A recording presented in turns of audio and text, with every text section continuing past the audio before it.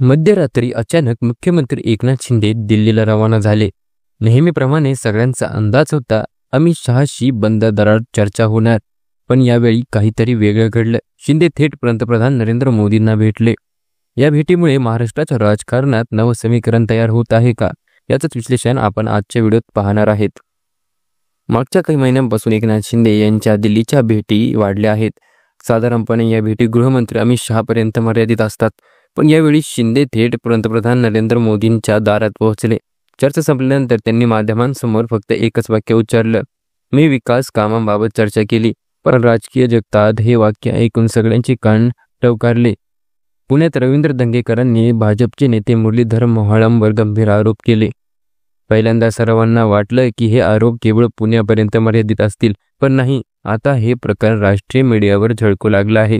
Hindi channels थेट headline, Amit शहांच्या मंत्र्यांवर शिवसेनेच्या नेत्यांचा हल्ला, यावरून भाजपचे उच्च नेत्यांच्या कपाळावर आठ्या पडल्या आहेत।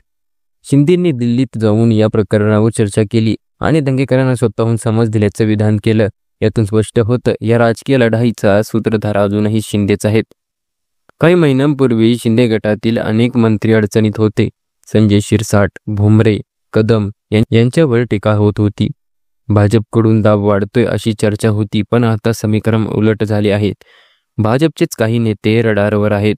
शिंदे यांनी सूक्ष्मपणे दाखवून दिलं आहे, त्यांनी आमच्यावर बोट दाखवली, त्यांनाही आमचा नंबर लागू शकतो।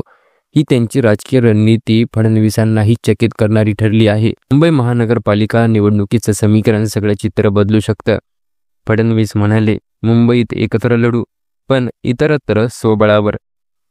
पण शिंदेंचा पवित्रा स्पष्ट आहे, मुंबई, ठाणे, कल्याण, नवी मुंबई सर्व ठिकाणी एकत्र लढणार। फक्त एकत्र लढणार नाही तर महापौर सेनेचाच हवा, असा त्यांचा हट्ट आहे।